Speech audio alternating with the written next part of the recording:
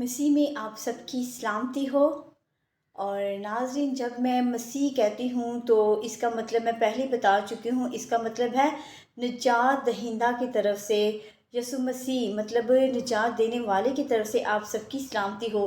اب ہم یسوع کیوں نہیں کہتے؟ کیونکہ یسوع کا کیا مطلب ہے؟ نجات دے گا، وہ نجات دے گا، اس لیے ہم یسوع کے نام سے نہیں کہتے بلکہ مسیح کے نام سے آپ سب کی سلامتی کہتے ہوں کہ نجات دینے والے کی طرف سے آپ سب کی سلامتی ہو۔ اور اسی طرح آج میں جو میسیج دینے جا رہی ہوں وہ توڑوں کی تمثیل کے بارے میں ہے۔ جیسے میں گزشتہ میسیج دیا تھا وہ دیا تھا بیجوں کی تمثیل کے بارے میں، کہ راہ کے کنارے کے بیج کی مانند، پتھریلی زمین کی مانند، جھاڑی دار زمین کی مانند اور زرخیز زمین کی مانند۔ اور کون سی ایسی روحیں ہیں جو نجات پاتی ہیں، کون سی زرخیز زمین والی جو نئی یروشلم میں جاتی ہے، بالکل پاک ہوتے ہیں، اور جو جھاڑی دار ہوتے ہیں، پتھریلی زمین والے ہوتے ہیں، وہ نجات پا تو لیتے ہیں لیکن کیا ہے کہ ایک کم تر جگہ پہ جاتی ہیں۔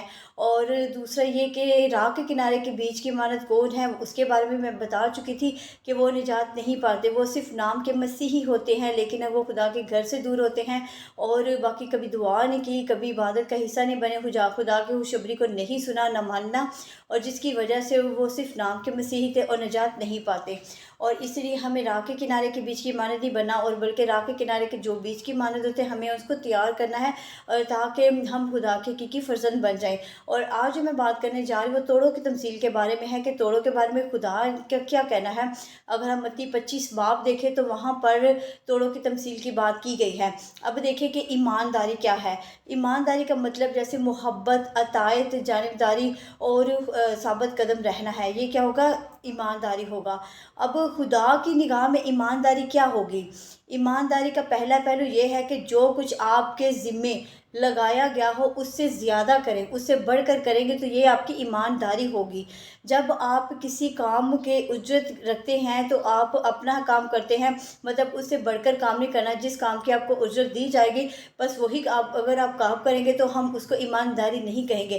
ہم یہ ضرور کہہ سکتے ہیں کہ اس نے اچھا کام کیا لیکن ایمانداری نہیں کہیں گے۔ ایمانداری وہی ہے جو اپنے کام کے علاوہ آگے بھی بڑھ کر کام کرنا، اور بغیر وقت ضائع کیے ہوئے بڑھ کر کام کرنا، تو ایکسٹرا کام کرنا، اس کو ہم ایمانداری کہتے ہیں۔ اب ہم توڑوں کی تمثیل کے بارے میں بھی اسی پوائنٹ پر بات آئے گی کہ ان نوکروں کی تفصیل کہہ کے کی گئی کہ اچھے اور دیانتدار نوکر۔ اب اس لیے کہا گیا کہ اس کے سپرد کیا گیا تھا، اسے دگنا دیا گیا۔ اب جس کے سپرد 1 توڑا کیا گیا تھا اس کو 5 توڑے دیے گئے تھے، اس کو کیا 10 توڑے خدا نے مطلب اس کے جو استاد تھا اس نے دیا، اس کے مالک نے اس کو 10 توڑے دیے۔ اسے کیا کہا؟ اچھا اور دیانتدار نوکر کہا گیا، ٹھیک ہے، کیونکہ اس نے آگے محنت کی۔ اور جس کے پاس 1 توڑا تھا، اب اس کو کیا کیا؟ جس کے پاس 1 تھا اسے سست اور شریر نوکر کہا گیا۔ اب دیکھیں کہ اسی طرح شریر اور سست نوکر کے لائق ہے اپنے گلے میں محض حفاظت کی۔ اب دیکھیں کہ ایسے بھی خدا کے خادمین ہیں جس کو خدا نے مطلب توڑے دیے ہیں۔ اب کلام کی جو پاسٹر ہوتے ہیں ان کو کلیسیائیں دیتے ہیں، اگر وہ اپنی کلیسیا میں سستی سے کام لیں گے، اگر دیکھیں کہ ان کی تعداد میں کوئی بڑھوتری نہیں ہوگی، جیسے کہ میں یہ کہوں گی کہ ہماری ایک سال میں جیسے کہ اگر 50-60 لوگ آ رہے ہیں، اگر ایک سال میں 50-60 لوگ ہوں گے تو پھر خدا یہی کہے گا کہ تم سست اور شریر نوکر ہو۔ اور اگر اس کے جیسے 50-60 سے بھی کم ہو جائیں گے، جیسے 40 تک ہوں گے، تو پھر اسے مزید کہا جائے گا کہ تم انتہائی سست اور شریر نوکر ہو۔ اور جیسے کلام میں بھی لکھا ہے کہ جو سست اور شریر نوکر کہا گیا، اسے کہا کہ وہاں پھینکو جہاں رونا اور دانتوں کا پیسنا ہوگا۔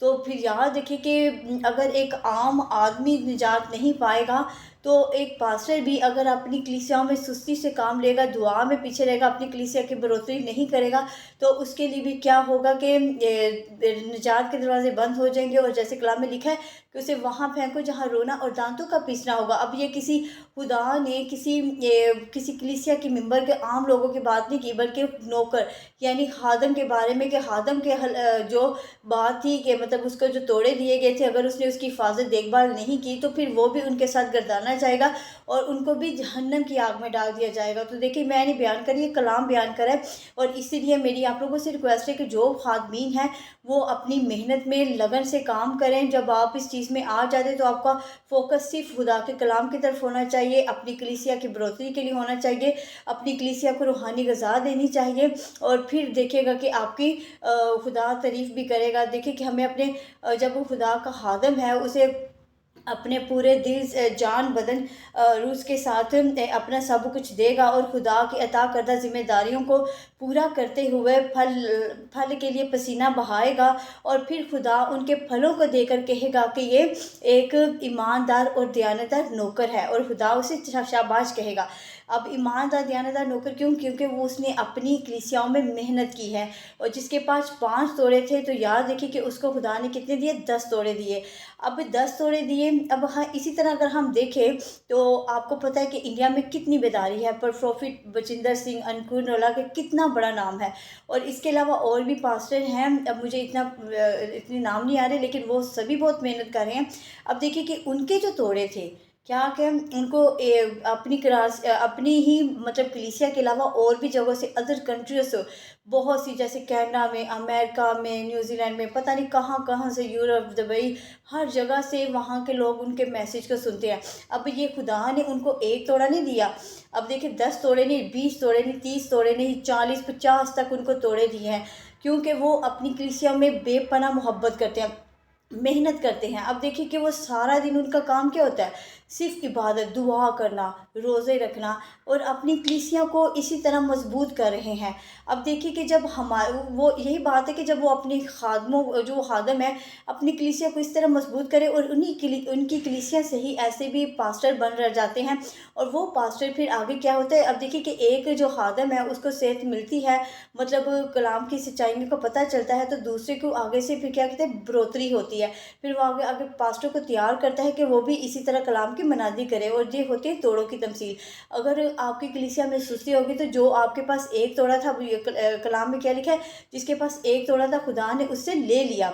अब देखिए कि अगर एक खादम कलीसिया में सुस्त होगा, उसके पास अगर एक तोड़ा, अगर उसके पास 50-60 थे, उससे भी कम मेंबर हो जाएंगे, तो खुदा उससे वो ले लेगा, और वो फिर क्या होगा कि वो सिस्त शरीर नौकर गर्दाना जाएगा। यहाँ पे खुदा का खादम क्या होगा? फिर कलीसियाएँ के कुछ ऐसे होते हैं जिसको चेंज कर देते हैं कि हमें कोई और पास्टर दें, तो फिर वो क्या है कि अपनी वो मेहनत से रायगा जाएगा।